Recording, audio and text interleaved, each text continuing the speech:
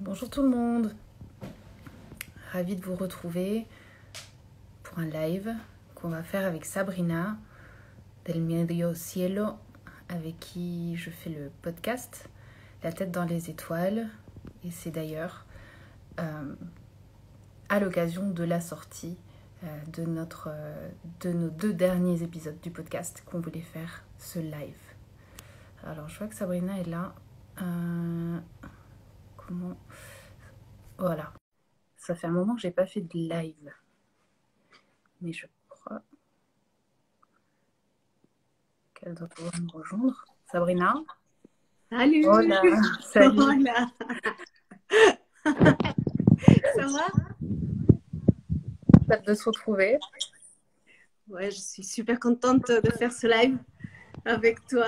Ça fait longtemps que je n'ai pas fait de live et du coup, je suis un peu comme stressée comme si c'était une première fois, mais tout va bien se passer.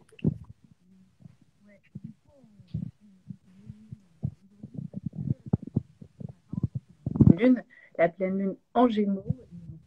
L'occasion de parler de ce qui se passe en Gémeaux en ce moment parce qu'il y a pas mal d'énergie, ça bouge.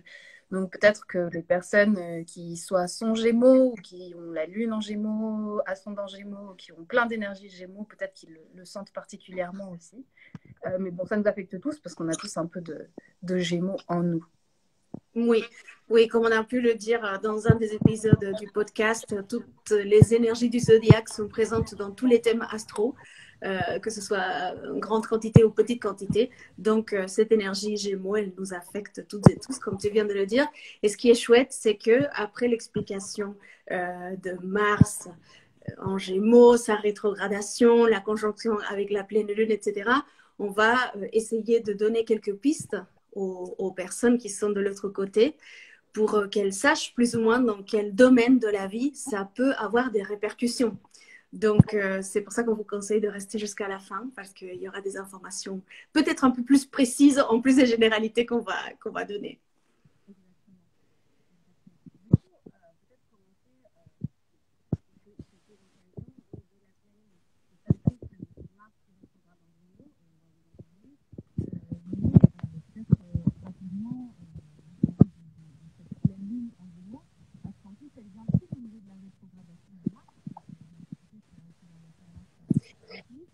Toi, tu m'entends bien? Oui. Moi, je t'entends pas bien. Ah. Ouais, c'est un gros souci. Bah là, je t'entends, mais du coup, ouais, pas Ah, de pas de son. son. Ouais. Mais là, tu m'entends? Là, je t'entends, mais c'est comme s'il y avait un certain temps pour que ça revienne. Ah. Bon, bah j'espère que Il y a un avec souci avec on le entend. son, on n'entend rien. Est-ce que vous pouvez nous dire, les personnes qui sont là, hyper solidaires, hyper empathiques, si c'est du côté de Flora ou si c'est de mon côté, évidemment, s'ils ne m'entendent pas, ils vont Bah pouvoir. moi j'entends Sabrina parfaitement. Je t'entends bien. Là, Euh, maintenant, je t'entends bien on aussi, m'entend. mais Ok. Bon bah là, là c'est c'est bon. bon. OK. Ok. Merci. Merci. Merci. Bon, et ben voilà. Donc ce que j'essayais de dire, donc tout ça, ça fait partie de l'énergie Gémeaux qui est pas hyper, qui est un peu, comment dire, perturbée en ce moment. Et l'énergie Gémeaux, c'est l'énergie de la communication. Donc voilà. Ok, merci. Mais maintenant on m'entend, hein. Oui, maintenant, c'est Bon, bon. super. Bref, donc pleine lune en Gémeaux qui a eu lieu ce matin, en plein milieu de la rétrogradation de Mars, donc vraiment au milieu. Et la pleine lune, puisque l'astrologie est un langage symbolique, elle met les choses en lumière. Elle met de la conscience. Donc peut-être que justement au milieu de cette rétrogradation de Mars, ça vient nous donner des pistes sur, voilà, sur tout ce qui se passe dans ce domaine Gémeaux. Oui, de façon très générale, ça va nous affecter, comme tu disais, au niveau de la communication. Comme il s'agit de Mars, une planète un peu belliqueuse, peut-être qu'on sera un peu avec une grande envie de dire beaucoup de choses. Comme c'est le moment de la rétrogradation, c'est comme si ça se retournait vers l'intérieur. On va décortiquer tout ça. Juste dire qu'au moment où on enregistre cette vidéo, on est le 8 décembre et les pleines lunes ont un effet, on va dire, de 2 semaines à peu près. Donc, si vous entendez ça, si vous écoutez ça après, peut-être que ça peut quand même vous servir. Et préciser aussi que cette rétrogradation de Mars va jusqu'au 12 janvier, mais Mars sera encore dans le signe du Gémeaux pour mettre des choses en place et pour nous aider à améliorer notre communication jusqu'en mars. Donc, c'est une vidéo qui peut vous servir aussi après, même si vous n'êtes pas connecté maintenant en live. Oui, c'est ça. Parce on l'enregistrera, on la mettra en ligne après, évidemment, pour ceux qui ne peuvent pas se joindre à nous ce soir. Oui, donc effectivement, alors peut-être juste pour terminer sur la Lune, c'est intéressant, la pleine Lune, bon, c'est un cycle qui est de 28 jours, mais aussi un cycle de 6 mois. Il y a 6 mois, c'était la nouvelle lune en Gémeaux. Donc, c'est aussi intéressant d'aller voir ce qui se passait à ce moment-là, quelles étaient nos intentions, quelles graines on a plantées en fait, et qu'est-ce qu'on voit maintenant, sur quoi on met la lumière, quels fruits on cueille en fait de ces intentions qu'on a posées il y a 6 mois. Donc, il y a cette dimension-là. Oui, de lumière, non? C'est-à-dire, le soleil il est en Sagittaire, la lune, elle est en Gémeaux, mais ce soleil va justement mettre de la lumière et des éclairages sur des choses, comme tu dis, d'il y a 6 mois. Et donc, c'est intéressant toujours de voir où ça éclaire, non? Voilà. Qu'est-ce que ça vient mettre en relief? Et cette fois-ci, comme elle est en conjonction, c'est-à-dire juste à côté de la planète Mars, on va vous parler spécifiquement de Mars rétrograde en Gémeaux. Du coup, je commence avec Mars. Vas-y. Ok. Donc, l'énergie de la planète Mars, c'est l'énergie un peu yang, c'est-à-dire masculine. Cela ne veut pas dire, bien sûr, qu'elle appartient que aux hommes. On déconstruit tout ça dans le podcast, si vous voulez approfondir sur ce sujet. Mais en tout cas, l'énergie de Mars, c'est une énergie qui avance et qui avance vers la réussite, qui veut conquérir, qui veut couper et avancer, juste s'approprier les choses par l'action, mais l'action qui va de l'avant et de l'intérieur vers l'extérieur. Oui. Et, yes, donc c'est une énergie qui peut être parfois un peu belliqueuse, c'est-à-dire que c'est comme si on ne faisait que commencer et qu'avancer et rompre des choses. C'est comme un peu le moment de la naissance, quand on sort et qu'on donne ce premier cri qui peut ressembler à un cri de guerre. C'est le cri du début. Donc, c'est pour ça que je disais que le climat peut être un peu belliqueux à l'intérieur ou même avec l'entourage. Oui, Mars, on l'a tous dans notre thème astral. Ça représente une partie de nous, c'est la guerrière, le guerrier en nous, qui prend des visages très différents selon les personnalités, évidemment. Moi, j'aime bien aussi dire que Mars, c'est un peu notre combustible.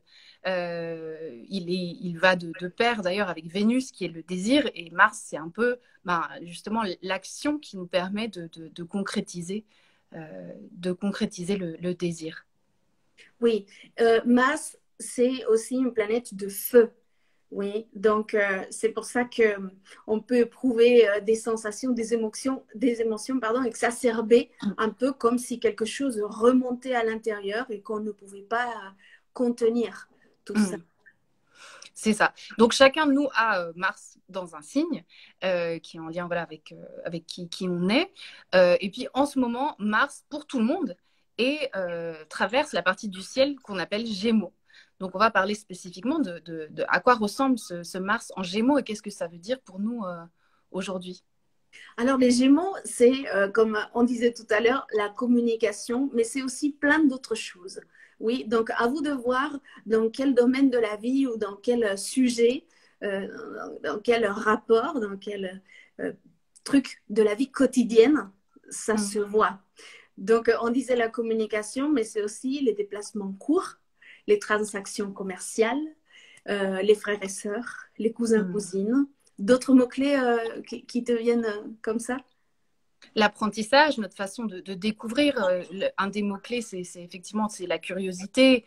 Il y a vraiment cette chose de s'intéresser à plein de choses. C'est une énergie mutable qui se disperse beaucoup, qui va dans tous les sens. Donc un Mars en Gémeaux, c'est pas un Mars pour le coup qui va avancer très droit, mais qui va aller qui a envie de faire plein de choses, d'apprendre plein de choses et d'aller dans plein de sens. Et voilà, et vraiment la curiosité, je trouve que c'est un mot vraiment qui définit bien parce que du coup, ça va parler à la fois des déplacements, Puis cette curiosité peut nous donner envie d'aller à plein d'endroits, mais aussi à la question de la communication, puisque c'est quand même une bonne clé de communication que d'être curieux et d'avoir envie d'apprendre des choses sur les autres. Donc peut-être un autre mot, c'est le lien, faire du lien entre les choses, entre les gens. Voilà, c'est vraiment, vraiment de ça qu'il s'agit. Et entre les idées, c'est faire du lien aussi entre les idées, entre les personnes, faire établir des ponts mentaux parce que c'est un signe, en plus d'être mutable, comme tu l'as dit, donc qui peut changer très facilement d'avis, aussi c'est un signe d'air, donc mental, et tourner vers le monde des idées et de relations avec les autres, effectivement. C'est une énergie. Je ne dis pas une personne, bon, on dit bien une énergie que nous avons toutes et tous, encore une fois. C'est une énergie qui ne va pas forcément chercher la profondeur. Non. Elle ne va pas chercher à creuser, à aller très loin. Ça va plutôt picorer dans des informations de tout type, de tout genre, pour essayer de les combiner de façon à ce que ça donne un autre résultat et puis qui va se nourrir de plein d'informations. C'est ça, c'est exactement ça. Et du coup, donc depuis... donc Mars est en Gémeaux depuis quand, Sabrina? Depuis août? Depuis le mois d'août, oui. C'est ça. Donc il avançait tranquillement en Gémeaux jusqu'à ce qu'à un moment donné, le 30 octobre, il se mette à rétrograder. Et il va rétrograder jusqu'au 12 janvier, comme tu as rappelé tout à l'heure, et redevenir direct, toujours en Gémeaux, et rester jusqu'en mars, c'est ça? Jusqu'en mars, ouais. Oui, et en fait, c'est intéressant. Je ne sais pas si tu allais parler du transit normal de 2 mois. Ouais, vas-y. Ah, bah, quand tu veux. Vas-y. En fait, Mars fait son tour du zodiaque en restant 2 mois dans chaque signe. Ouais. Oui, vous savez que chaque planète a un cycle. Par exemple, la Lune, c'est 28 jours. Pour le Soleil, c'est 1 an. Bon, pour Mars, c'est 2 mois par signe. Ans. Ah oui, pardon. 2 ans en tout, à peu près. Du coup, 2 mois par signe. 2 mois par signe et 2 ans pour faire tout le tour. Tout à fait. Mais cette fois-ci, ce qui est curieux, c'est qu'au lieu de rester 2 mois dans le signe du Gémeaux, comme on l'a précisé, ça c'est entré en août et ça va finir en mars. Donc, cette planète, elle va rester 7 mois au lieu de 2 en travaillant dans ce signe. C'est-à-dire en nous aidant à remettre de l'ordre ou du désordre. Parfois, ça va mettre un peu de chaos dans tous les sujets que nous avons évoqués. C'est ça, effectivement. Et en fait, c'est pour ça qu'on fait ce live aussi, quoi, parce que c'est du coup quelque chose qui ressort très fort et de se dire, OK, donc là, ça travaille très fort dans notre zone Gémeaux, dans la zone Gémeaux de chacun d'entre nous. Peut-être très rapidement, pour ceux qui ne sauraient pas rappeler ce que c'est que la rétrogradation, toutes les planètes rétrogrades, en fait, depuis notre point de vue terrestre, quand on regarde le ciel, on voit les planètes avancer et à un moment donné, on les voit s'arrêter et reculer. Donc évidemment, elles ne font pas ça pour de vrai, mais c'est un effet d'optique, disons, parce que c'est une question de distance, de vitesse, enfin voilà, tout ça réuni fait que les planètes rétrogradent régulièrement. Vous avez peut-être entendu parler de Mercure rétrograde, parce que Mercure rétrograde 3 fois par an, donc voilà, on en parle souvent, mais Vénus, Mars, Saturne, bref, toutes les planètes rétrogrades également. Et en fait, donc l'astrologie qui est un langage symbolique, disons qu'on le prend en compte, même si c'est pas quelque chose de réel, mais parce qu'on le voit, on le prend en compte. Et ça a souvent une mauvaise réputation, et ça, on en parle dans notre dernier podcast qu'on va justement mettre en ligne ce soir. Donc, pour écouter pour plus de détails. Mais ce que je trouve super intéressant dans la question des rétrogradations, c'est cette idée que les processus, ils ne sont pas linéaires. On ne peut pas avancer non-stop vers le progrès, vers le succès, sans détour, sans pause, sans réflexion, sans s'arrêter pour regarder à l'intérieur. Et c'est ça que symbolise la rétrogradation. Ça nous demande d'aller vers l'intérieur, comme de prendre du recul par rapport aux choses qu'on fait, en l'occurrence, puisque Mars, c'est action, à notre façon d'agir, de dire, OK, comment ça se passe? Voilà, pour pouvoir réviser, rectifier, améliorer, quoi, tout ça. Et en attendant, c'est un peu le chaos, potentiellement. Mais voilà, pour mettre à jour. Surtout parce que Mars, comme elle aime avancer, le fait d'être rétrograde, ça la met dans une posture qu'elle n'aime pas. Parce que se remettre en question, on n'a pas le temps. Moi, je veux que aller de l'avant. Donc, c'est une position assez compliqué pour cette planète. Et ça, Mm. ça peut donner dans nos vies, comment ça peut nous impacter? Eh ben, avec de la frustration parfois. Ouais, ouais. Ouais, je pense que la frustration, c'est un des mots-clés parce que, en fait, et on l'a constaté d'ailleurs, pour tout vous dire, avec Sabrina, ça fait des semaines qu'on a envie de faire ce live. Donc, l'envie est là, on a un plan, on a un projet, il y a quelque chose qu'on veut faire, mais on n'arrive pas. Encore une fois, cette idée de Mars comme de combustible, il y a pas de combustible, quoi, c'est pas disponible. Ça fait des semaines qu'on voulait vous raconter tout ça, et puis à chaque fois, pour telle ou telle raison, on n'arrivait pas à trouver une date pour le faire. Donc, c'est un peu, voilà, cette idée qui est perturbante parce que c'est comme si ça manquait de synchronicité entre le désir et les choses qu'on a envie de faire et les moyens pour le faire parce que justement Mars étant rétrograde, c'est pas forcément le temps d'agir ou de faire des choses. Encore une fois, on est en train de faire le live alors que Mars est rétrograde. Hein. On va pas s'interner à la maison et s'arrêter de vivre, mais ça prend un temps qui n'est pas celui qu'on voudrait parfois et du coup qui peut être frustrant, qui peut être énervant, qui peut être angoissant, voilà, selon les circonstances, en tout cas déstabilisant. Oui, oui, tout à fait. Et surtout, quand ça se produit avec d'autres personnes, moi qui suis très empathique, c'est peut-être la même chose pour toi, pour les gens qui nous entendent, j'en sais rien, mais parfois, avec ce Mars en Gémeaux, on a soit envie de dire plein de choses et la façon n'est pas tout à fait la bonne. On peut avoir une sorte d'incontinence verbale, une verborragie, comme si d'un coup j'étais en fire et je commençais à dire plein de choses. Et après, je peux me rendre compte qu'en fait, c'était pas tout à fait ça. Ou bien d'un autre côté, quelque chose dont tu me parlais et que j'ai éprouvé aujourd'hui pendant toute ma journée, c'est envie de ne pas parler. C'est-à-dire que la communication, elle se tourne vers l'intérieur. Comme il est rétrograde, comme elle est rétrograde, cette planète, elle se dit non, attends, j'ai pas envie de communiquer maintenant, j'ai besoin de voir à l'intérieur, en fait, qu'est-ce que ça fait en moi, de me parler, non, comme si le mouvement mental était presque secret, comme vers l'intérieur. Ouais, oui, c'est ça. Moi, il y a pas mal de personnes qui m'ont dit ça, qui ressentaient ça. Ça m'est arrivé aussi l'autre fois où je devais voir, j'ai une réunion avec beaucoup de monde et je me disais, mais j'ai rien à leur dire, je vais rien avoir à leur dire, comme une espèce de stress social comme ça, de se dire, mais je vais pas pouvoir communiquer. Alors que, bah, voilà, après, ça s'est très bien passé en plus, mais effectivement, plusieurs personnes m'ont parlé de ça.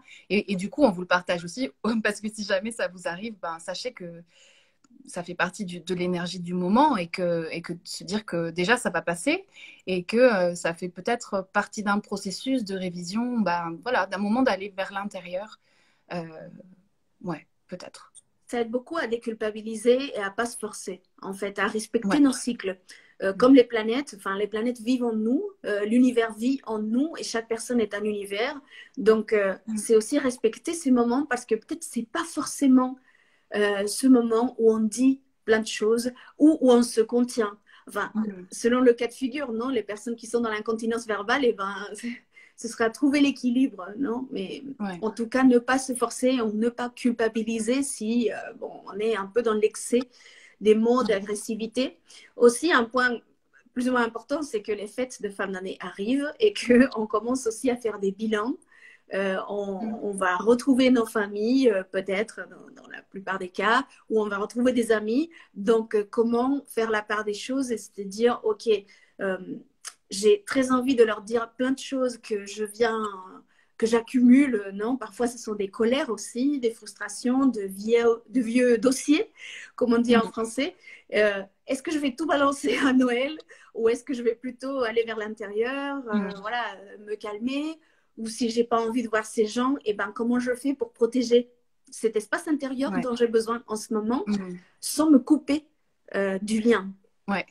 Ouais, ce que tu dis, ça me fait penser à deux choses.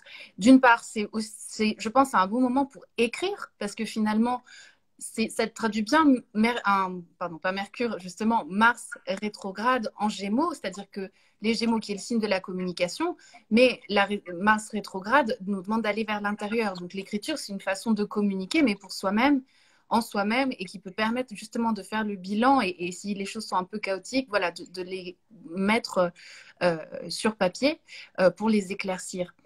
Et l'autre chose que je voulais dire, c'est que je disais, la rétrogradation, ça nous demande d'aller vers l'intérieur, mais ce mouvement d'une planète qui recule, c'est aussi de regarder vers le passé, de se retourner. Et c'est aussi des moments où il y a des choses du passé qui peuvent ressurgir. Voilà, il y a comme un contact, disons, privilégié avec le passé, comme si justement ça nous demandait de réviser des choses pour ensuite pouvoir avancer euh, plus tranquillement, quoi. Totalement, d'autant plus que comme c'est un moment de climax, comme on disait, Mm. parce qu'il y a la Lune en conjonction. La Lune, il faut savoir que ça représente aussi le passé. Oui. Donc, le passé en forme d'image. Donc, on peut avoir des images du passé qui nous viennent et avoir une grande envie d'exprimer tout ça, Mm. que ce soit devant les autres ou pour soi-même. Donc, le conseil de l'écriture me semble juste parfait, parce que comme ça, on peut revenir dessus. Et Ouais. donc, il y a ces mémoires et ces informations provenantes de l'inconscient qui vont pousser là pour sortir, euh, et pas forcément de façon très élégante. Mm, mm. Donc, il s'agit de prendre conscience de ça pour se dire, OK, je ne suis pas fou, je ne suis pas folle, parce que tout ça, c'est comme un tsunami d'émotions, d'images, de vieilles colères qui remontent comme ça. OK, c'est juste un moment, c'est juste une période, ça va se terminer. Comment je canalise ça? Comment, Mm. je ne sais pas, en faisant du sport, en parlant avec quelqu'un, en écrivant, en lisant, voir si je me retrouve dans une lecture et que ça m'aide à comprendre. Enfin, voilà, comment je peux canaliser toute cette énergie, Mm. sachant que ça ne va pas être comme ça pour toujours, bien sûr, comme on disait, mais que ça peut avoir quand même des répercussions assez directes dans la vie quotidienne. C'est ça. Là, on vous parle de ce Mars rétrograde en Gémeaux de façon générale. Dans un instant, on va vous dire, selon votre ascendant, quel domaine de la vie ça va toucher. Mais pour finir un peu sur ces généralités qu'après vous pourrez adapter au domaine de la vie en question selon votre thème à vous, selon votre ascendant, une autre idée qui me venait par rapport à ce que peut signifier ce Mars en Gémeaux et qui est rétrograde, c'est la question de se mentir à soi-même. Enfin, moi, voilà, clairement, c'est ce qui m'est arrivé à un moment donné. Voilà, ce truc où on négocie avec soi-même, etc. Et le mensonge, ça fait partie des ombres des Gémeaux. Ouais, ça fait partie de cette énergie-là aussi. Donc, ça peut être intéressant d'aller sonder et voir s'il n'y a pas un peu de ça aussi. Peut-être, pas forcément, hein, mais ça m'est arrivé, donc je vous le partage parce que clairement, j'ai fait des négociations avec moi-même. Et justement, là, la pleine lune, ces derniers jours, m'ont amené cette lumière et de me dire, ah ouais, en fait, voilà, je me suis auto-arnaquée, quoi. donc, euh, donc voilà, j'en profite pour vous le partager. Mais c'est super en fait que tu puisses le voir, que tu puisses aussi le partager. Merci d'ailleurs, parce qu'on voit les deux côtés. On voit le côté frustrant où je me Mm. rends compte en fait que je suis en train de me mentir, mais à la fois ce côté évolutif. Ouais. C'est-à-dire que les planètes et les rétrogradations, l'astrologie est toujours là pour nous aider à avancer. Mm. Pas de façon linéaire, comme on disait tout à Non. l'heure. Cette Ouais. fois-ci, c'est revenir en arrière pour voir en quoi je suis en train de m'auto-arnaquer. Mais du coup, ça m'aide à avancer d'une façon qui est plus mûre. Ouais. Bon, aussi, on ne va pas rentrer dans des détails techniques, mais Mercure, elle est en Capricorne, donc c'est vraiment aller voir la vérité des faits, non Mm. en quoi je suis en train de me mentir. Et, et donc, cette lune, elle vient mettre de la lumière. C'est frustrant, oui, c'est énervant, oui, et je ne voudrais pas voir que je suis en train de m'auto-arnaquer. Et en même temps, ça m'aide à arriver à un lieu de plus d'authenticité, de plus de Ouais. sincérité, pour continuer d'avancer du bon pied avec plus de maturité, comme le demande ce Mercure en Capricorne, qui est en lien avec ce que nous sommes en train d'expliquer maintenant. Et je rajoute une dernière chose. Euh, Aussi, ne pas oublier, comme on disait tout à l'heure, que le Soleil, il est en Sagittaire. Et donc, ce Soleil en Sagittaire, il a parfois l'impression de tout savoir, Mm. d'avoir toutes les certitudes et d'être très sûr de ses croyances, n'est-ce pas? Le Sagittaire a un système de croyances qui lui est un peu comme un naturel, quoi, comme Mm. s'il savait qu'il savait. Et c'est le signe des grands maîtres en même temps. Donc Mm. oui, dans sa vibration haute, bien sûr que c'est une personne pleine de sagesse, mais dans une vibration plus basse, c'est une personne qui va peut-être avoir des opinions un peu rigides parfois et qui va un peu stagner dans ses idées qui ressemblent à des certitudes, des vérités générales. Ouais. Et donc, cette opposition avec la Lune Et Mars, en Gémeaux, va lui dire oui, oui, mais attends un petit peu, parce que là, l'histoire que tu te racontes, qui a l'impression d'être tellement vraie, eh ben, des petits trucs de la vie quotidienne vont te montrer en fait que tu n'as pas autant raison que tu ne le pensais. Non, ça va venir remettre un peu en question la vie quotidienne, les tout petits trucs de tous les jours, les petites conversations, les petites révélations de la vie quotidienne vont nous dire euh, peut-être que je devrais flexibiliser, rendre plus flexible cette idée ou cette façon de voir les choses. Non, c'est comme un moment justement de révision. Ouais, bah là, c'est les mots que tu utilisais, c'est vraiment des mots Gémeaux, hein, la flexibilité. Et on retrouve la curiosité dans le fait de, OK, j'ai des croyances, mais le Gémeaux, à l'opposé donc du Sagittaire, il va avoir et il va voir ce que. Et toi, tu penses quoi? Et toi, tu penses quoi? Pour venir ajouter et nuancer finalement aussi ses croyances. Et effectivement, les Gémeaux est un signe qui est lié à la proximité. C'est pour ça que c'est lié aux voisins, aux frères. Et sœurs, enfin voilà, tout ce qui est autour de nous et donc aux petites choses du quotidien, comme tu dis, effectivement, ouais, parce que le grand maître Sagittaire, finalement, il est au-dessus de ça et il fait pas attention aux petites choses du quotidien. Et l'énergie Gémeaux vient en complément de l'énergie Sagittaire lui dire, bah si, mais regarde aussi juste là à côté de toi, il y a plein de choses intéressantes aussi. Bien sûr, bien sûr. On ne l'a pas dit, mais ce sont des opposés complémentaires, oui. Bien sûr. Dans le zodiaque, il y a 12 signes, mais en fait, ce sont 6 axes qui se complètent les uns les autres. Donc, voilà. Est-ce que tu voulais rajouter autre chose ou est-ce qu'on passe signe par signe pour pouvoir donner des clés J'ai hâte de passer dans la partie des maisons et des ascendants. Trop bien.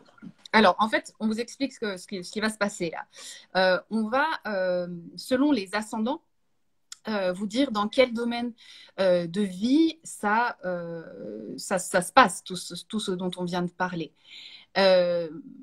Sachez, c'est pas très précis. Si vous connaissez votre thème et vous savez le lire, on vous invite à aller voir sur votre thème dans quelle maison ça tombe. C'est-à-dire, on parle, je sais plus les degrés de la rétrogradation de... Je crois que c'est le 16. Là c'est sur le 16, mais en gros, je pense que c'est entre le 8 et le 25, un truc comme ça. Donc, en gros, en plein milieu du signe des Gémeaux, si vous savez lire votre thème astral, allez voir dans quelle maison ça tombe. Et puis ensuite, vous pourrez appliquer ce qu'on va dire là. Si vous ne connaissez pas, ce n'est pas grave. Juste si vous connaissez votre ascendant, il faut savoir quel est votre ascendant. Et on va vous dire quel domaine ça concerne. Mais ce n'est pas hyper précis parce qu'on n'a pas vos thèmes sous les yeux. Donc, écoutez bien la maison, l'ascendant d'avant et l'ascendant d'après, parce que ça peut concerner plusieurs maisons aussi, puisqu'on est sur une large zone qui est la zone de la rétrogradation de Mars. Et voilà, et que ça peut, c'est pas forcément, si on vous dit ascendant Gémeaux, c'est pas celui par lequel on va commencer, on va parler de la maison 1, mais les ascendants Gémeaux, vous avez intérêt à rester jusqu'à la fin parce qu'il y a grand moyen que ça concerne aussi votre maison 12. Voilà, donc écoutez bien la maison concernée de votre ascendant, mais aussi celui d'avant, celui d'après. Oui, tout à fait. Et surtout, prenez ce qui vous parle. Ouais, parce que là, on fait un live, on n'a pas le temps de parler d'absolument tout, de tout décortiquer. Ce n'est pas l'idée non plus, c'est juste vous donner quelques pistes. Et aussi, personne ne connaît son thème mieux que vous-même ou son énergie mieux que soi-même. Ouais. Donc, ce sont des choses à la fois un peu plus personnalisées que de ce qu'on vient de dire tout à l'heure, mais à la fois, ça reste général. Donc, prenez ce qui vous parle, ce qui vous fait sens et ce qui allume votre conscience, oui. Voilà, c'est ça. Et a priori, entre celui de votre ascendant, celui d'avant, celui d'après, ça devrait, dans ces trois-là, ça devrait être ça qui vous parle le plus, et peut-être un en particulier ou deux. Mais faites votre shopping, suivez votre intuition et prenez ce qui vous sert, c'est cadeau. Oui, tout à fait. Alors, on va commencer justement avec l'ascendant Gémeaux. L'ascendant Gémeaux, ça va concerner, a priori, la maison 1. Oui, ou comme on a dit tout à l'heure, ça peut être maison 2 ou maison 12. Mais on va parler de la maison 1. La maison 1, c'est une maison de feu. C'est celle qui correspond au signe du bélier qui est régi par Mars. Donc, c'est un peu tout ce qu'on vient de dire résumé. C'est-à-dire, pour les ascendants Gémeaux, faites attention quand vous communiquez, quand vous parlez, quand vous êtes en lien avec l'autre, parce qu'il peut y avoir une grosse dose de colère ou d'impulsivité. de dire les choses et je me rends pas compte et j'ai dit un truc qu'il fallait surtout pas dire ou qui a blessé l'autre. Donc, la maison 1 ne va pas forcément s'occuper de l'entourage ni de l'autre. La maison 1 va avoir tendance à faire pour soi et puis après, prendre conscience qu'il y avait quelqu'un d'autre et que peut-être je l'ai blessé. Donc, oui, prendre conscience qu'on peut être très impulsif. Ouais, plus que d'habitude. J'ai une amie ascendant Gémeaux qui me disait l'autre jour qu'elle avait claqué une porte, ça lui arrivait jamais. Elle me disait, mais tu te rends compte, j'ai claqué la porte, quoi. Parce qu'elle s'était engueulée avec quelqu'un. Hein, mais voilà, donc il y a un petit peu plus de feu, d'énervement peut-être que d'habitude. Donc n'oubliez pas de respirer avant de vous énerver. C'est ça. Et un autre truc qu'on avait dit, c'est que la maison 1, c'est l'ascendant. Toi, Flora, tu es spécialiste en ascendant. C'est ton sujet. Et donc, du coup, tu me disais que c'est aussi une énergie identitaire. Ouais. Une question d'identité. Donc, c'est comme si on venait toucher une part de moi qui est mon essence, finalement, non? Ce que je suis.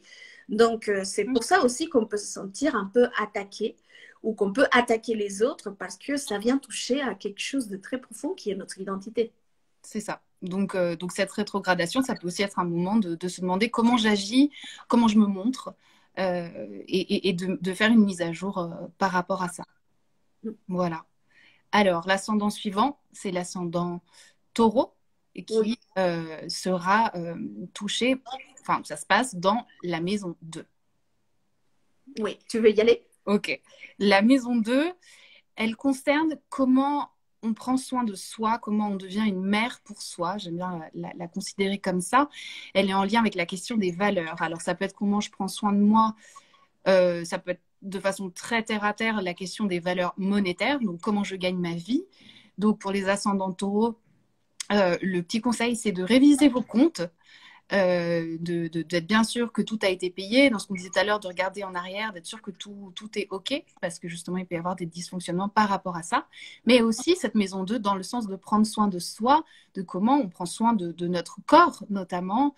Et il peut y avoir aussi des petites choses par rapport à ça.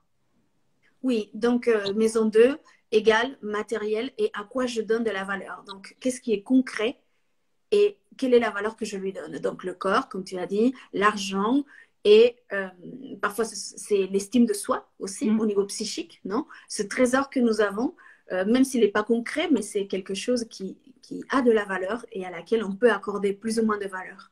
Donc, ouais, je dirais comment on se nourrit, aussi bien à travers l'argent qu'on gagne, à travers les aliments qu'on ingurgite, littéralement, mais aussi comment on se nourrit à tout point de vue, émotionnellement, spirituellement, et voilà, comment on prend soin de soi.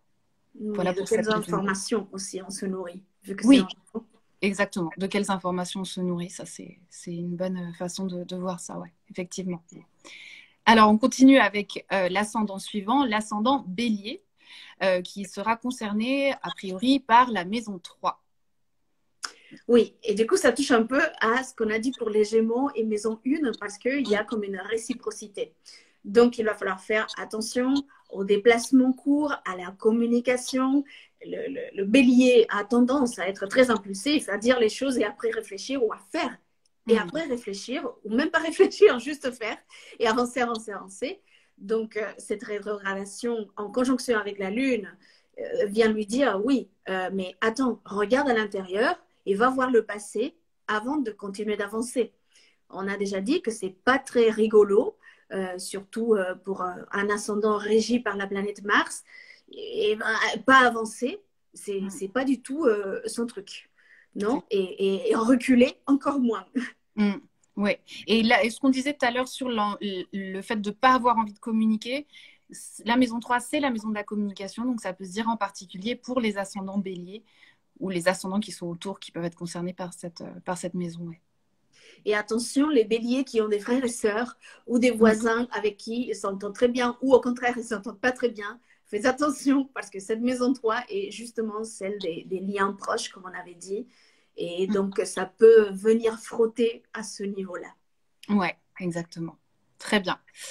On continue avec les ascendants poissons qui seront concernés par la maison 4. Alors, la maison 4, c'est la maison du foyer, de l'intimité, de la famille, de nos racines. C'est ce qu'on appelle le fond du ciel. C'est la partie de nous voilà, très profonde, très intime, très intérieure. Oui, du coup, ça peut être intéressant d'aller voir pour les poissons, euh, peut-être aller chercher des réponses euh, dans la famille Mm. ou dans ses origines ou dans ses racines, comme tu disais, aller jusqu'à la racine euh, d'un problème, d'une information. Oui, ça demande un peu de calme aussi, d'introspection, d'aller vers l'intérieur. La maison 4, c'est la maison aussi du prendre soin de soi, de son cocon Mm. et de la zone de confort. Vous pouvez peut-être avoir envie de rompre avec une zone de confort qui vous a déjà, enfin, vous avez ras-le-bol de situation familiale, etc. Rappelez-vous que c'est les fêtes des fins d'année, ça tombe pas super bien, mais les Ouais. poissons, vous n'êtes pas. Enfin, en général, les personnes ascendant poisson, peut-être qu'elles n'ont pas un caractère à faire un scandale pour tout. Eh bien, faites attention juste à ne pas être trop dans ce fameux scandale ou à tout imploser, enfin, tout mener vers l'intérieur Mm. et à pouvoir dire, en fait, mais dans un équilibre quel qu'il soit. J'espère que vous allez pouvoir trouver l'équilibre, en tout cas. Oui, c'est ça. Il peut y avoir des informations au sein de la famille qui se révèlent ou pas, ou l'envie de ne pas communiquer avec la famille. Effectivement, en un moment de fête de fin d'année, c'est pas évident, mais voilà, c'est bien de le savoir et de voir, tiens, ok, qu'est-ce qui peut se passer? Prendre soin des poissons. Pour les ascendants poissons, ce sera super important de prendre soin de soi. Ouais, carrément. Très bien. Alors, ensuite, les ascendants Verseau qui ont leur zone Gémeaux dans la maison 5. Les ascendants verso, c'est les foufous du zodiaque. Donc, on parlait l'autre jour du transit de Saturne. Ouais, dans notre podcast, que vous n'avez pas encore écouté oui. parce qu'on va le. Nous, on l'a. Pour nous, c'était l'autre jour. Pour vous, c'est à partir de ce soir. Oui. Tu veux expliquer un peu ce qui se Non, passe? vas-y, je ne sais pas ce que tu veux dire. En fait, les ascendants verso, ils ont un transit depuis 2 ans de la planète Saturne qui vient poser des limites, qui vient dire non, là tu te calmes, tu fais pas comme ça, tu fais bien les choses. Donc, au niveau de sa liberté personnelle et au niveau de ses liens sociaux, on peut se sentir un peu limité, si on veut, ou un peu frustré dans son envie de faire automatiquement. Donc, il traverse déjà, les ascendants verso, une sorte de crise identitaire ou Ouais. existentielle, enfin, c'est déjà compliqué pour vous, on le sait. Ouais, excuse-moi, je n'avais pas compris de quoi tu parlais, mais ça y est, je suis avec toi. Donc oui, effectivement, on parlait de ça de l'autre jour, et pas dans le podcast d'ailleurs, juste nous en préparant le live. Et effectivement, je te disais que j'avais constaté ça, enfin oui, effectivement, à cause de ce transit de Saturne, les ascendants Verseau sont effectivement en train de vivre une espèce de crise, comme tu dis, identitaire et existentielle assez forte. Du coup, c'est intéressant, on se disait que ce transit touche la maison 5, qui est une maison de divertissement, d'amour, de quelque chose d'assez joyeux finalement, qui contraste avec ce truc hyper sérieux de Saturne, ou qui est en train de vous demander mais t'es qui en fait, tu vois, genre profondément. Oui, il s'agira peut-être pour vous, ascendant Verseau, d'aller prendre la main de votre enfant intérieur et de se dire, Mm. OK, là, je veux juste passer un bon moment dans la légèreté. C'est OK. Il y a ce Saturne qui va peut-être vous dire, ouais, mais tu fais le ridicule là. Mais ce petit Mm. enfant intérieur qui dit, je m'en fiche, j'ai juste besoin de me tourner vers ce qui me fait plaisir. Ouais, Euh, ça fait du bien. de ce qui me fait du bien et de ce qui me fait de la vie un lieu plaisant, un lieu où j'aime être. Mm. Ça nous parle aussi des talents et des loisirs, du sport. Mais pas le sport pour gagner, le sport pour partager avec d'autres une passion. Mm. Et j'aimais bien l'exemple qu'on avait évoqué quand on discutait à propos de ça. S'il s'agit d'une personne, par exemple, qui aime bien le piano ou les arts plastiques et qu'un jour s'est arrêté de faire ça, et ben cette rétrogradation en conjonction avec la Lune qui nous mène vers le passé, qui nous emmène des images du passé, va peut-être nous dire, eh ben, pourquoi pas réessayer la céramique, pourquoi pas reprendre la poterie, le piano ou la peinture, parce Mm. que peut-être qu'au moment où j'ai entamé ce genre de loisirs. J'ai pas aimé le prof, j'ai pas aimé les copains, j'ai pas aimé l'école ou l'institut. Mais peut-être que je peux donner une deuxième chance à cet enfant intérieur de vivre sa créativité. Ouais, exactement. Ça, c'est un mot clé, la créativité. Donc, il peut y avoir des choses par rapport à ça, effectivement, pour les ascendants Verseau, sur connecter avec ce qui fait du bien, quoi. C'est Ouais. un bon moment pour ça ou pour se poser la question, chercher. Ouais. Alors, l'ascendant suivant, du coup, ascendant Capricorne, qui ont ce transit en maison 6. Tu veux en parler ou j'en parle?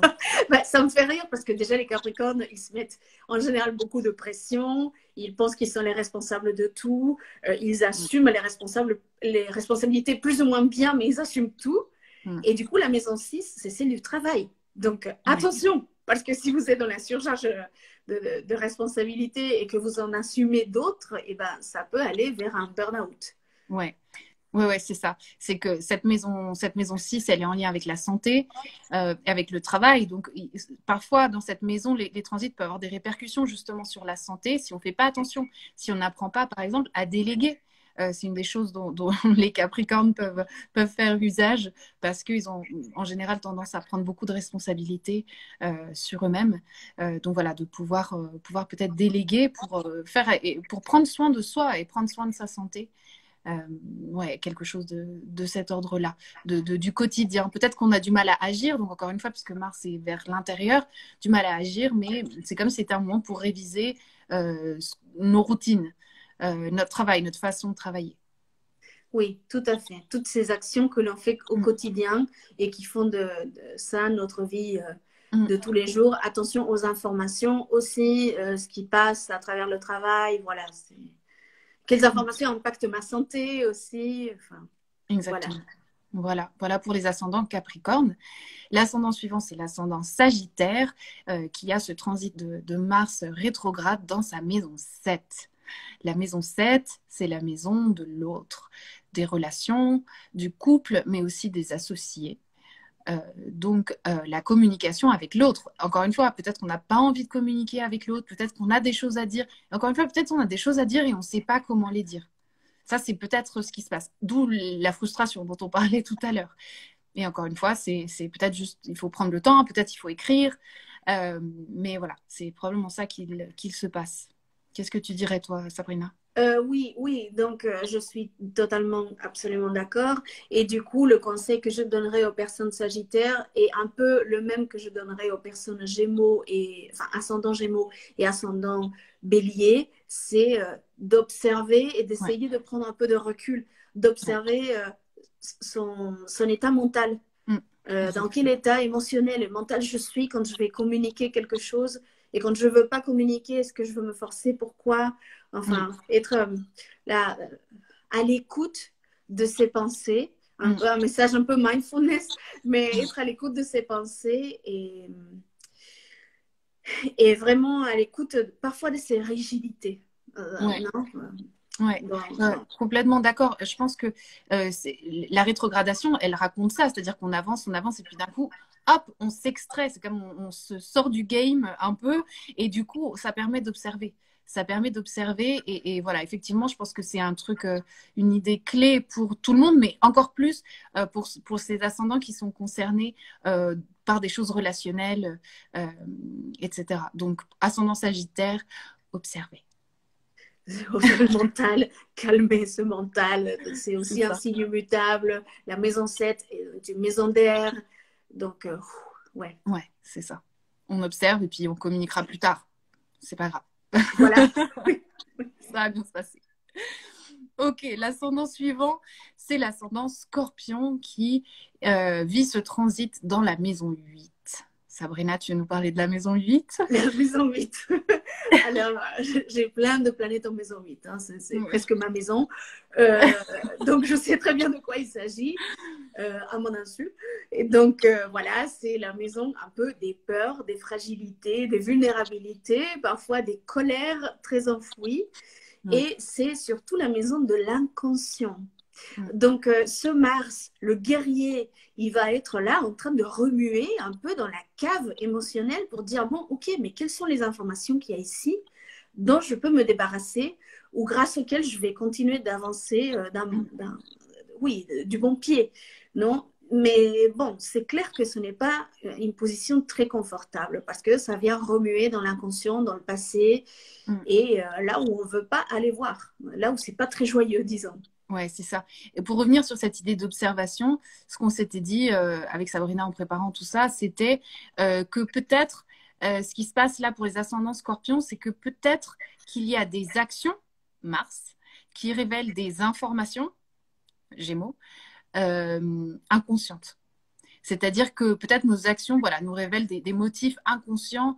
Tu vois, on se dit, mais attends, mais pourquoi j'ai fait ça? Et en fait, on se rend compte que c'est pas pour des raisons terre à terre concrètes, mais pour d'autres choses qui peuvent être inconscientes. Et donc, ça peut être un moment privilégié, plutôt pas mal finalement, pour aller repérer des schémas, des choses qui sont en lien avec l'inconscient et puis les rendre conscients. Tout à fait. Donc, emmener de la lumière là où c'est inconfortable, mais qu'en même temps, ça nous libère d'un truc énorme. Ça nous aide à transmuter. Ouais. On ne trouve pas que de mauvaises choses dans cette maison 8, mais on trouve des choses inconfortables. Sauf qu'après, ça nous libère. Et aussi, Mars, en maison 8, si vous cherchez une façon comment dire, comme de sortir tout ça de vous, les arts martiaux, par exemple, c'est quelque chose qui peut aider parce que Mars, c'est une planète qui a en soi un peu de violence, comme on disait, qui est une planète de feu. Et ben l'inconscient, parfois, il révèle des choses de façon qui peuvent être un peu trop pour nous. Donc, arts martiaux ou tout ce qui est comme emmener de la violence vers l'extérieur, mais d'une façon qui soit bien canalisée, ça peut aider. Et aussi, je me souviens qu'on avait parlé de quelque chose de sexuel, si tu veux développer Ouais. ça. Ouais, j'allais le dire justement, la maison 8, c'est aussi la maison de la sexualité. Donc, il peut aussi, pour les ascendants scorpions, et encore une fois, les ascendants autour, hein, donc ascendant balance ou sagittaire peut-être aussi, des dysfonctionnements sexuels, peut-être, puisque Mars est rétrograde, Mars qui est l'action, en plus, enfin, Mars, c'est vraiment l'énergie masculine, yang par excellence, qui est complètement réfrénée. Donc, il peut y avoir de la frustration sexuelle, il peut y avoir voilà, des dysfonctionnements, des choses comme ça, mais pas de panique. Peut-être qu'il y a des choses à résoudre, peut-être que c'est l'occasion de communiquer, peut-être qu'il y a des choses dont on n'a pas envie de parler, comment on arrive à communiquer sur ce sujet. Mais voilà, c'est que des choses pour avancer au bout du compte. Oui, oui, oui. Et puis, tout ce qui tourne autour du sexuel, c'est les choses qui nous font vivre finalement. Parce que sexuel, c'est associé pas que à l'acte sexuel, mais à tout ce qui nous fait plaisir. Donc, ça peut nous mener à découvrir des choses assez profondes sur notre plaisir, sur notre source de plaisir aussi. Même si, au passage, c'est très frustrant et ça peut être un peu difficile. Il y avait une série que tu m'avais conseillée. Ah oui, ouais, tant qu'on y est, une série documentaire sur Netflix qui s'appelle Les Principes du plaisir. Je le conseille très fort. Je pense que tout le monde devrait voir ça. Surtout les femmes, c'est un truc américain, c'est fait par des femmes en particulier. Et voilà, mais en tout cas, ça fait du bien. Et il y a plein de choses qu'on sait déjà, mais qui font du bien à entendre à nouveau sur la question du plaisir, de la jouissance, sur l'orgasme, sur plein de choses. Et puis on apprend aussi des choses parce que enfin, quand on pense qu'on ne connaissait même pas la forme du clitoris jusqu'à il y a quelques années, enfin, voilà, c'est assez dingue. Donc, petite parenthèse d'éducation sexuelle, enfin, voilà, petit conseil pour continuer à nous éduquer sexuellement. Ouais, ouais, totalement. Voilà pour les ascendants scorpions. Du coup, on passe à l'ascendant suivant, qui est l'ascendant balance, qui va être concerné par la maison 9. Oui, la maison 9, c'est... Alors, si on compare, c'est un peu plus sympa que la maison 8 parce que, ok, une fois que j'ai découvert ce truc un peu pas très cool qu'il y avait dans mon inconscient, eh ben, je me libère. Je sors, je casse les frontières, je brise tous les paradigmes, tous les toits de cristal. Enfin, je vais plus loin. Je vais transcender mes propres frontières. Donc, pour les balances, peut-être il s'agit de remettre en question leur système de croyance. Parce que pour transcender ces frontières, il faut quand même un passage. Donc, soit je vais tout remettre en question dans ma vie, soit je vais être en train de, par exemple, faire des démarches pour aller vivre à l'étranger ou m'inscrire à faire des études supérieures. c'est comment je vais aller au-delà de ce que je connais. Et c'est comme quel est le voyage que je vais entreprendre. Ça peut être un voyage physique, donc je Ouais, prends carrément un avion et je pars à l'étranger, ou ça peut être un voyage intérieur. c'est ça. En gros, pour parler concrètement, je dirais, si vous êtes en train de préparer un voyage, ascendant balance, révisez bien toutes les informations. Puis s'il y a des retards, des changements de programme, etc., pas de panique, ça va bien se passer. Si vous avez des questions légales aussi en cours, bien faire attention à tout ça, bien réviser, etc. Mais effectivement, dans un sens plus large et plus philosophique, je dirais, parce que c'est une maison qui est en lien avec la question de la philosophie et des croyances, il peut y avoir une sensation de perte de sens. De dire, mais ce que je fais, ça n'a pas de sens. Et donc, de venir questionner le sens de notre action, action Mars, hein. Donc voilà, peut-être que on a cette sensation de vide et que ça, c'est peut-être le moment de renouveler le sens dans le sens du sens de la vie, mais aussi la direction, les directions à prendre. Oui, tout à fait. Aller revoir ses croyances. Ouais. Vers quoi ça te mène, toi, ascendant balance, vers quoi ça te mène aujourd'hui d'avoir cette croyance? Est-ce que ça te mène là où tu veux vraiment aller? Ouais, Parce qu'il y a des croyances, on le sait, qui sont limitantes. c'est ça. Donc, voilà. C'est ça. Ok, voilà pour les ascendants balance. L'ascendant suivant, c'est l'ascendant vierge qui est concerné dans cette rétrogradation de Mars dans sa maison 10. Oui, il est super important pour les ascendants vierges de mettre de l'ordre, de la structure et de bien placer les choses là où elles vont ou là où elles peuvent nous rendre service aujourd'hui, mais classer et mettre de l'ordre. Et la maison 10, c'est une maison qui peut à la fois être liée à tout ce qui est la mère, donc son lien avec sa propre mère ou à sa figure maternelle, hein, parce que ça peut être un père très présent ou une grand-mère, enfin voilà, une femme qui a été extrêmement importante, qui a joué un rôle maternel dans notre vie. Ou ça peut aussi être la question plus de la profession. Et par opposition à la maison 4 qui est l'intime, ben la maison 10, c'est ce qu'on voit de moi. Ouais, c'est ça. Du coup, il peut y avoir peut-être des ralentissements en ce qui concerne. On dit que c'est la maison de la réalisation socio-professionnelle. Donc pour certains, c'est le travail, mais ça peut être aussi comment on se montre dans la société, quelle place on a dans la société, quelle image on donne, etc. Donc là, il peut y avoir comme une envie aussi peut-être de ne pas être vu, une envie d'aller vers l'intérieur, une envie de ne pas faire des choses visibles. Mais en tout cas, voilà, l'idée, c'est de pouvoir réviser dans ce domaine-là ou dans la relation avec la mère, effectivement, comme tu disais, Sabrina. Ouais, c'est la sortie au monde. Et justement, l'autre jour, je parlais avec une amie ascendant vierge qui est dans un moment de changement total, notamment dans sa profession. Elle avait toujours travaillé dans des archives, dans une bibliothèque, et maintenant elle se tourne vers l'énergétique. Elle fait plein de formations dans ce domaine. Donc, c'est un peu aller vers ce qui, là où on sent l'appel, sa vocation, non, du latin invocare, la voix, suivre cette voix, VOX, non, la voix, qu'est-ce qui me fait vibrer à l'intérieur. Oui, c'est ça. En fait, je dirais que pour les ascendants vierges, ce qui se passe peut-être, c'est que c'est le moment de mettre de la curiosité dans sa réalisation socio-professionnelle. Ce transit en Gémeaux, Mars qui est action, donc il vient mettre du fuel, du combustible dans ce domaine-là et de se dire, OK, vers où je vais et d'aller peut-être explorer des choses, faire des stages, des formations, des trucs. Pas forcément pour quelque chose de définitif, mais simplement pour être curieux dans ce domaine-là et pouvoir trouver sa voie, comme tu disais, Sabrina. Ouais, ça peut être, comme on dit, pour à chaque fois très inconfortable. Les ascendants vierges, ne vous inquiétez pas, vous allez trouver votre voie et ça va s'ouvrir. Le chemin va s'ouvrir devant vous, mais il faut explorer, comme tu disais, il faut de la curiosité. Ouais, c'est vraiment un moment de curiosité dans le domaine de la réalisation socio-professionnelle ou dans le rapport à la mère, hein, un moment de communiquer avec la mère. Peut-être on n'a pas envie de parler ou peut-être qu'on a des choses à mettre en lumière, à discuter justement avec sa mère. Voilà pour les ascendants vierges. Oui. Alors, il nous reste quoi? Il nous reste deux ascendants. L'ascendant suivant, c'est l'ascendant Lion, qui est concerné par la maison 11.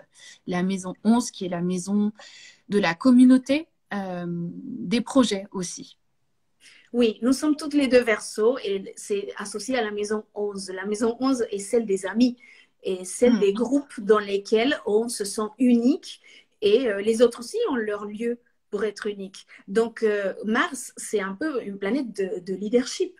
Hmm. Donc, comment j'exerce ce leadership au sein d'un groupe, au sein d'une communauté? Comment je me sens moi-même? Comment je me sens euh, un peu, ouais, un peu leader, non, celui Ouais. qui règne un peu, comment je brille au sein d'un groupe. Et attention aux disputes aussi, parce qu'on peut Hmm. très vite se sentir touché par quelque chose que quelqu'un a dit ou par notre image face aux autres dans cette fameuse communauté, comment les autres me voient, et ben j'ai pas le contrôle dessus.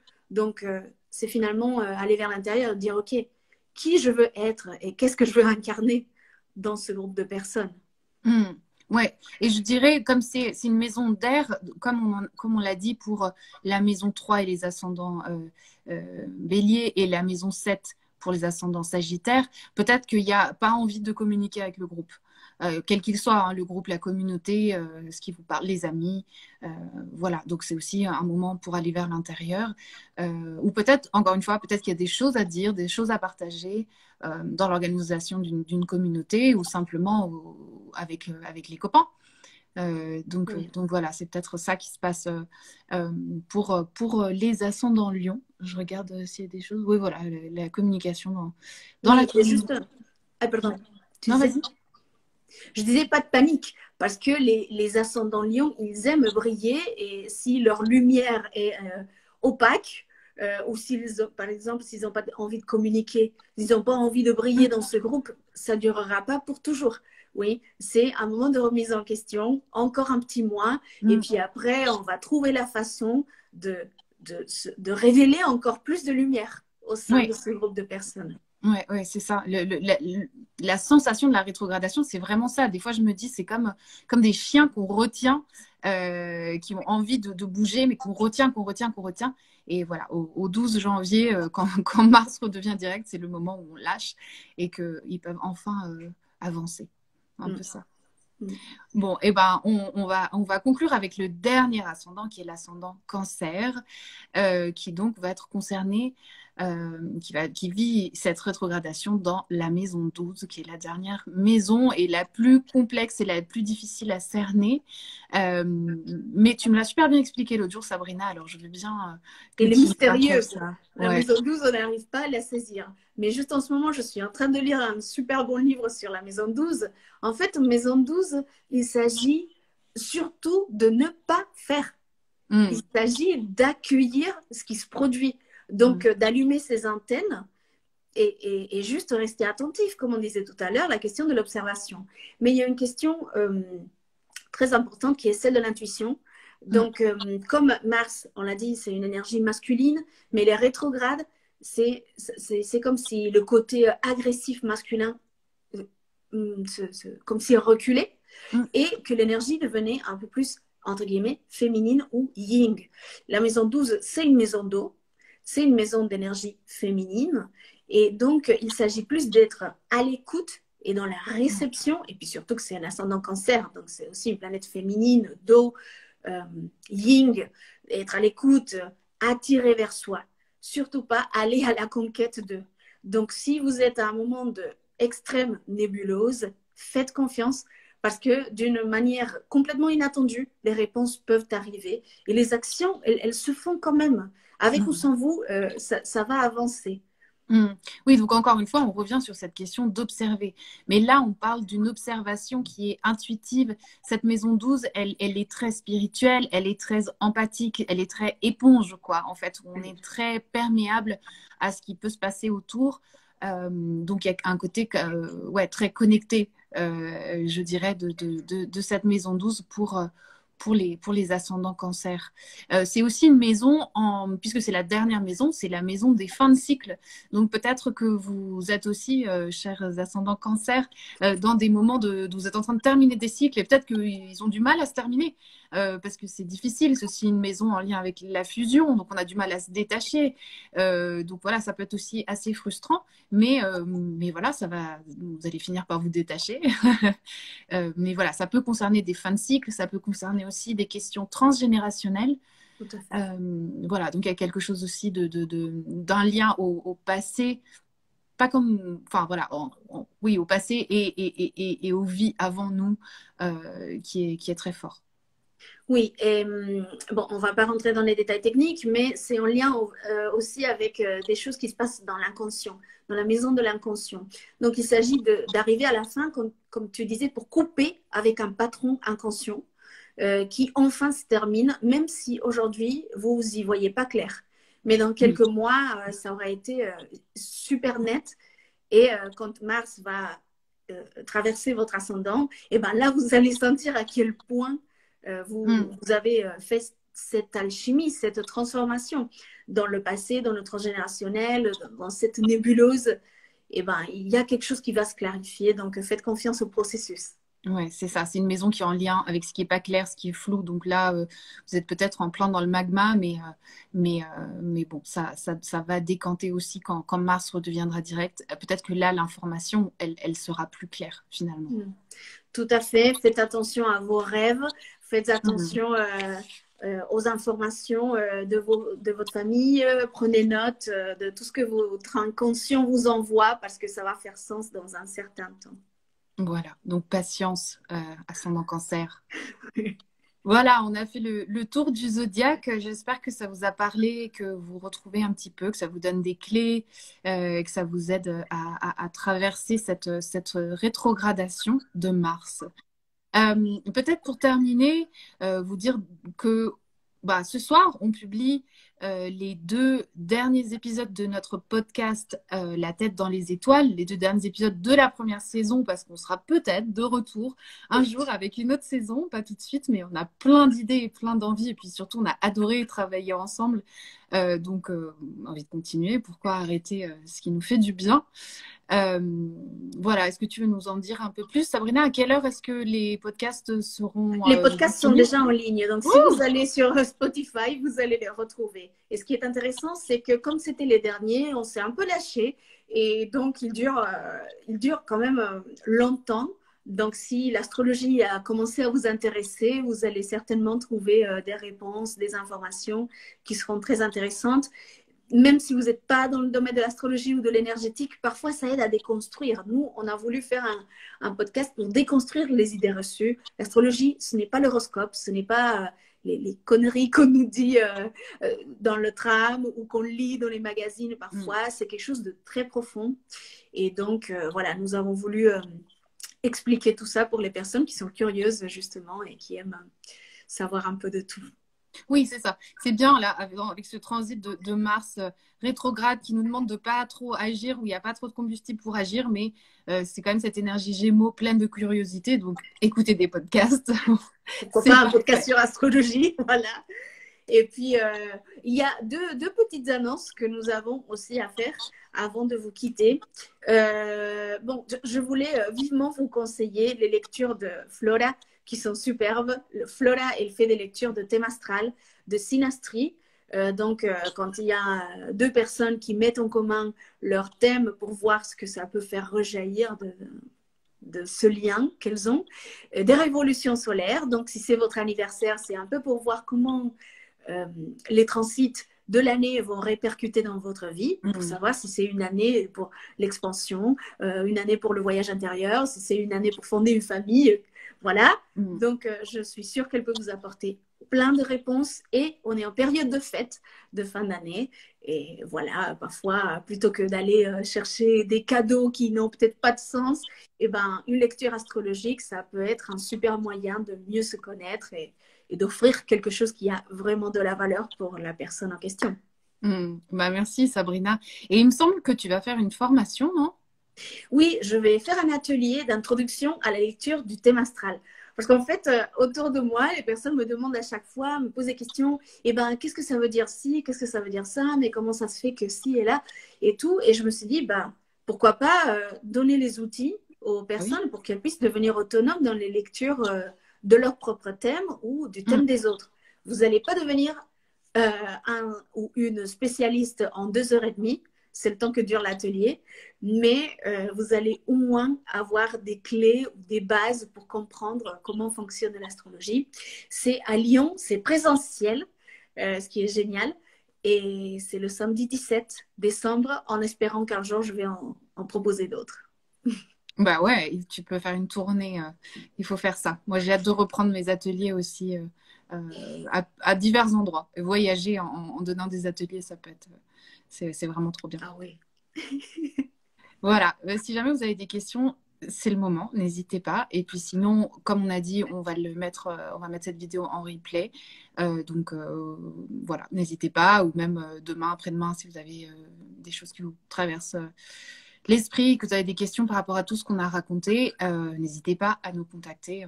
On vous répondra avec grand plaisir.